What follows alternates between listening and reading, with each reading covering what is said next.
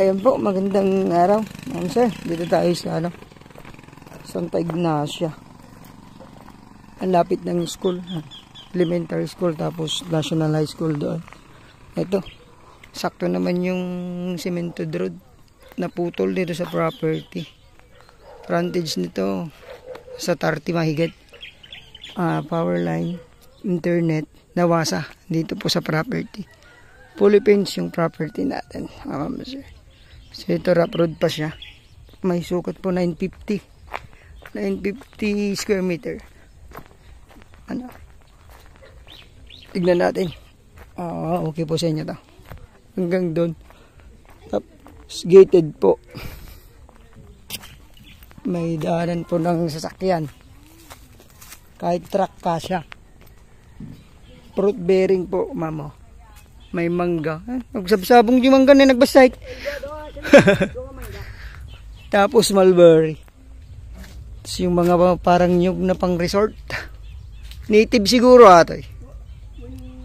Native dalawa. Pwedeng gawan ng malit na swimming pool dito. Hanggang doon po ma'am yung property. Nakabakod. Ayun, may nangunguha ng manggaw. Bayaba, saging. Mataas po yung pader. Ito po yung bahay. Pasukin po natin sa loob, ma'am. Ito, may extra bahay dito. Tirahan po dati ng Pero pwede siyang bodega. May isang kwarto, may CR. Kompleto din.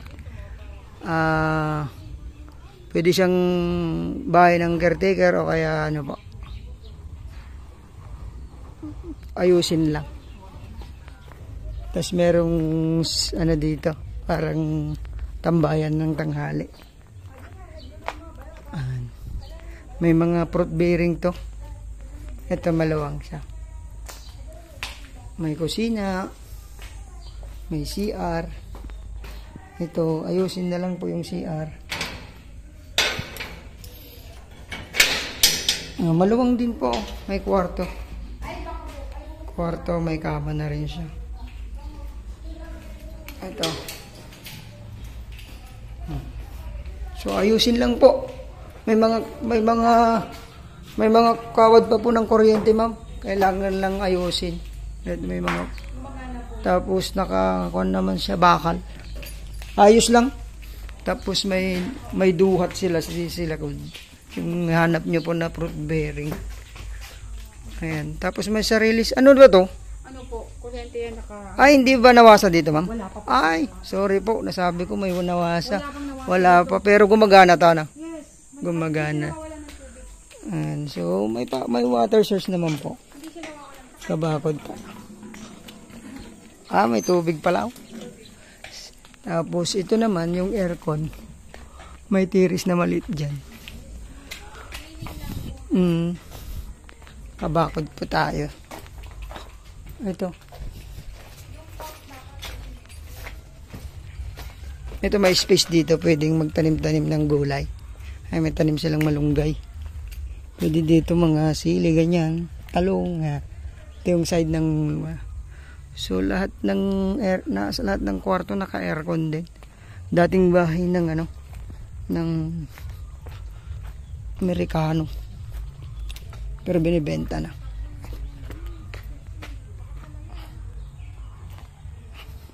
Pasukin po, ma'am. Manong kwarto na, bro? Talo. Talo. Naka-tiles po siya. May ilaw po itong bahay. May pagpasok niya po ito, salas. Kasama na po gamit. Ito, iwan ko. Ang sinasabi natin, may iwan daw. May ilaw po. Kusina. Mukhang may CR pa dito. Bodega. Dito yung bodega, yung ganda ng loob. Yung mga design. Tapos may common CR. Tapos hindi common to eh. Ito siguro yung pinakamaluwang na kwarto nila. Naka-aircon. Maluwang nga. Dalawang kama yung nandito. Tapos dito mayroon tayong outlet. outlet, labasan. Pagka ano, gusto mong lumabas na hindi nang lumabas sa ano sa gitna. Ito, CR. Naka-tiles po. Pwede pa ditong gawing cabinet ano, ma'am? Opo. Lagayan ng mga damit. So ayos din yung design ng bahay.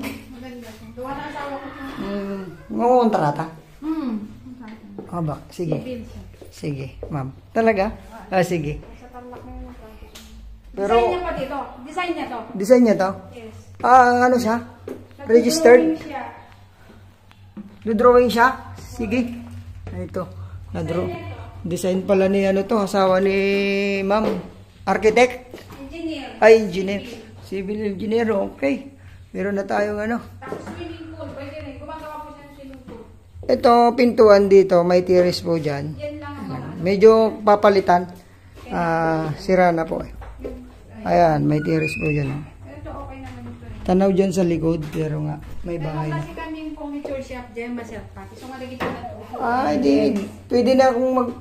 Yes. Lahat ito, pasadya lang. Ito. May CR. Sariling CR dito. Sa ano. Maluwang yung kwarto sa labas, ano ma'am? Ay, sa baba. Opo. Pasadya ito. Oh, 2 bedroom sa baba. Pasadya lahat ng mga furniture. Ito, tanaw nyo po yung baba. Oh. So, ganda. So, pangalawa to. Pangalawang kwarto, tatlo, pangatlo. Ito yung master. Ito po, Opo. master bedroom. Split type, aircon. May aircon siya. Thick wood ang bed. Thick wood, mahal po yan. Tapos ito, pag nakarelax ka dito, may... Okay lang po. Ayan, may tiris na maliit. May CR. Kada kwarto may CR, no ma'am? Ito, ganda pala ng pagkakadesign ng bahay. Pero sigurado matibay ito, ano ma'am? Kung meron lang kami, hindi namin pakawalan kasi gawa namin.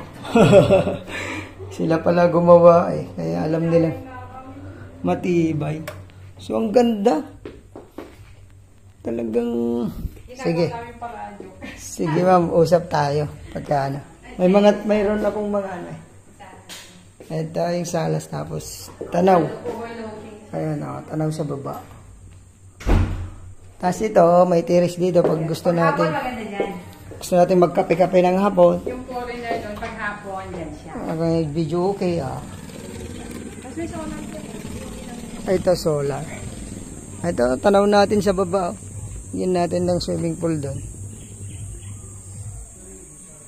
Ganda po. Swimming pool gusto dito. Kaya lang nung dumating yung ano, sabi niya, gawin mo na lang wala pang mga swimming pool. Court na lang.